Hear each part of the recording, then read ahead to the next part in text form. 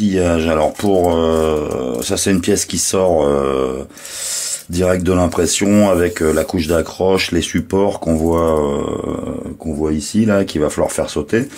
Donc pour travailler une pièce comme ça, le premier outil qui est utile, c'est une pince, tout simplement parce qu'elle va me permettre d'attraper les supports, de les casser. Alors en principe, ils viennent à peu près tout seuls, mais il reste toujours des petits morceaux. Si vraiment j'ai des gros bouts à faire sauter, je vais utiliser des ciseaux. Au départ, des ciseaux à bois, en fait, qui me servent à la fois de burin, de racloir. Les bords sont équerrés, il n'y a pas de chanfrein ici, donc ça permet vraiment d'aller gratter dans les coins. Celui-là, il est affûté avec un angle assez costaud. Là, j'en ai un qui est beaucoup plus petit en taille, ça doit être du 4. Ouais, je pense à l'œil, c'est du 4. Pareil, qui est affûté, on est presque sur un bédane. Donc ça permet d'aller racler, d'aller faire sauter les dernières pièces, les dernières accroches. Mais il reste toujours des petites bavures, des petits trucs. Donc les autres outils qui sont très très pratiques, c'est les limes. Donc ici une lime ronde par exemple qui permet de passer dans typiquement dans les alaisages pour enlever les bavures. Et surtout, ça c'est un jeu de petites limes diamant que j'ai acheté sur internet sans trop y croire. Ça coûte pas grand chose. Donc là, la partie qui coupe, en fait, c'est pas des nervures métalliques, en fait, c'est des petits grains de diamants synthétiques. Et honnêtement, ça vaut pas cher et ça marche super bien. Elles ont un avantage énorme par rapport aux limes classiques, c'est que, je sais pas si on voit sur la lime classique, là, les traces blanches, la lime se colmate, elle s'encrasse assez vite. Avec ça, aucun problème d'encrassement, d'encrassure.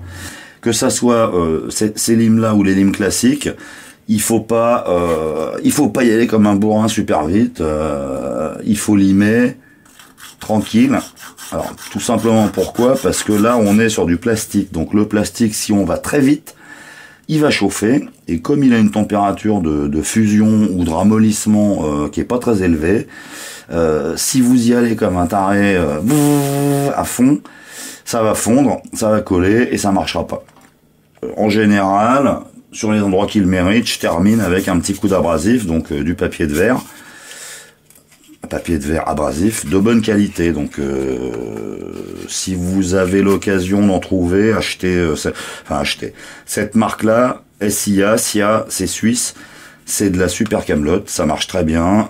L'abrasif dure longtemps, les grains s'arrachent pas.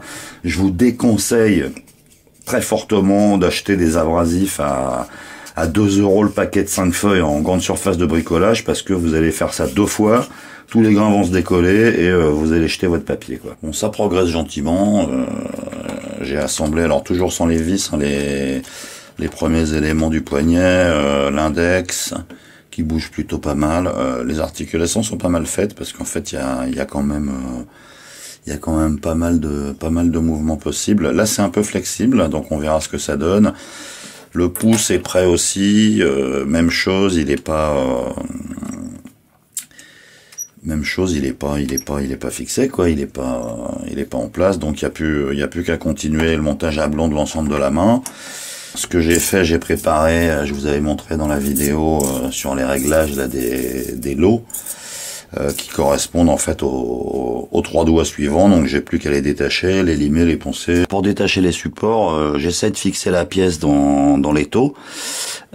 Et là, ce que je vais faire, je vais simplement couper, en faisant attention à mes doigts, je vais couper la première couche du support, en fait, qui autrement gêne pour séparer. Les pièces sont compliquées à fixer. Alors ces supports ensuite, une fois qu'on a coupé, en fait ils sont ici et il va falloir faire sauter tout ça en n'abîmant pas les côtés du doigt, faire jouer gentiment le truc, et vous voyez que ça commence à venir. L'intérêt de régler correctement les distances de support, les espacements, vous voyez qu'ici si on regarde là, le support, il ne touche pas la pièce de ce côté-là et il touche pas la pièce de ce côté-là. Donc ça, c'est le réglage espacement, distance en fait horizontale des supports, et ça fait une différence énorme au moment où on veut les enlever, quoi. Si j'avais pas mis ce paramètre-là, mes supports ici, ils toucheraient la pince, ils seraient soudés, j'arriverais pas à les avoir. Là, ça commence à casser. Je vais essayer d'enlever la partie du dessus et vous voyez, tout le bloc bouge. Donc dès que j'aurai fait pareil de l'autre côté, ça va venir. Donc brut de démoulage, ça donne ça. On voit que ça frotte en fait quand ça rentre. Mais c'est plutôt pas mal aligné au niveau de l'axe. Là j'ai des petits bruits, j'ai des bavures. Donc il n'y a plus qu'à... Là ça frotte, c'est dur. Il n'y a plus qu'à démonter tout ça. Utiliser la petite lime diamant plate. Reprendre les surfaces sur les deux pièces et ça va aller très bien. De temps en temps, sur des pièces toutes petites, il faut y aller avec un outil mécanique. Donc là, c'est un tout petit pédale, un tout petit ciseau. Je m'en sers pas comme ciseau, en fait, je m'en sers comme racloir, comme grattoir. C'est-à-dire que je vais juste le promener pour faire sauter. Pas grand-chose, mais ça suffit à éliminer les bavures.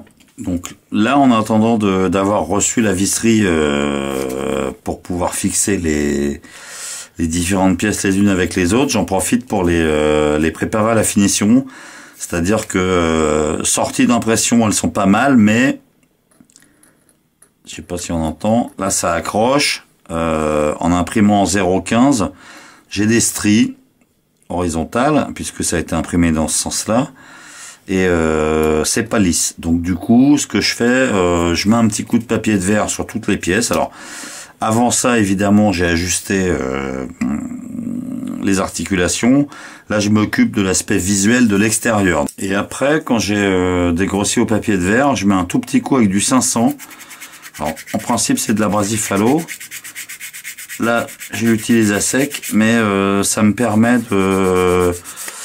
de terminer les arêtes proprement. Ça enlève pratiquement rien, mais ça fait une petite différence, c'est beaucoup plus doux. Avant de m'occuper de la finition de chaque pièce, c'est-à-dire que celle-là, elle est pas poncée, là, elle a plein de petites rayures. J'ai déjà testé les axes et les goupilles pour voir s'ils rentraient, et je me suis aperçu que de temps en temps, la tête, elle dépassait un petit peu trop, et que du coup, ça pouvait gêner le pivotement, les mouvements d'autres pièces. Déjà, je nettoie. Là, il y a une petite portée. Donc, je fais pas ça comme ça, hein. Je le mets dans l'étau parce que j'ai pas envie de me recouper le doigt. Mais je racle l'angle intérieur pour être certain qu'il n'y ait pas de bavure sur la portée qui va recevoir la tête de la goupille, de l'axe. Et ensuite, cet axe, même si je l'ai déjà limé en diamètre, que je l'ai déjà poncé et que je suis sûr qu'il rentre, je prends une petite lime. Alors c'est une plate d'un côté et légèrement ronde de l'autre. Ça veut dire qu'ici elle a un angle qui est assez agressif. Et je remets un petit coup, je sais pas si on va bien voir là, je remets un petit coup partout, pas à plat, avec la lime légèrement penchée pour creuser en fait, pour être certain que dans l'angle qui est ici, j'ai pas de bavure de plastique qui reste et qui empêche la tête de la goupille, la tête de l'axe, de prendre sa position. Ça fait une mini gorge ici, ce qui me pose pas de problème. Par contre, la partie qui va se voir, c'est ça, c'est le dessus de la tête. Donc après, je prends mon papier de verre 500 et je remets un petit coup, gentiment, mais alors vraiment gentiment. Alors c'est galère à tenir. Pour enlever les bavures sur les bords, j'essaie de faire tourner. Et quand j'ai à peu près fait tourner, je polis le dessus, qui va être la seule partie qui va se voir, sur laquelle je veux que ça soit blanc et que le vernis tienne bien. Pour vernir la tête des petits axes qui correspondent à chacun des doigts, il y en a même d'autres sur la main, j'ai utilisé un morceau d'aggloméré. Alors c'est de la merde, mais on s'en fout, dans lequel j'ai planté des clous. C'est même pas des clous tête d'homme, c'est des clous sans tête sur lesquels j'ai juste enfilé les axes suffisamment pour qu'ils tiennent, et ça me permet de passer un petit coup de bombe et de vernir le dessus. Pour le vernis, moi j'utilise du vernis de chez Montana. Alors ça se voit pas là. Alors c'est pas sponsorisé. Hein. Là c'est marqué MTN Montana Pro. Ils ont du Montana pas Pro, mais c'est du vernis acrylique. Ça existe en satin, en mat, en brillant. Il est pas mal. Il est relativement bon marché. En tout cas, leurs peintures, leurs bombes de peinture sont très bon marché. Et ça se commande, alors soit on va dans les boutiques, il y en a une à Paris, soit ils livrent en ligne. Pour vernir le reste, je fais un assemblage avec un fil de fer où je mets les 3-4 pièces qui correspondent à une phalange.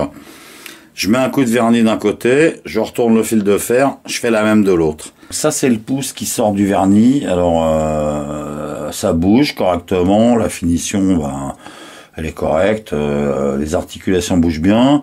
Là pour info, il n'y a même pas les axes, quoi, donc je pense que je suis arrivé à un niveau de ponçage et de, on va dire, de coulissement qui est correct.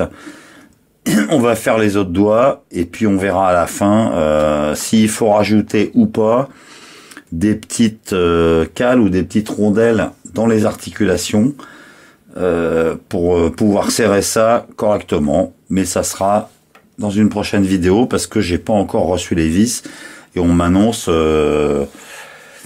Amazon m'annonce 3 à 4 semaines de délai pour recevoir la visserie. Donc tant pis.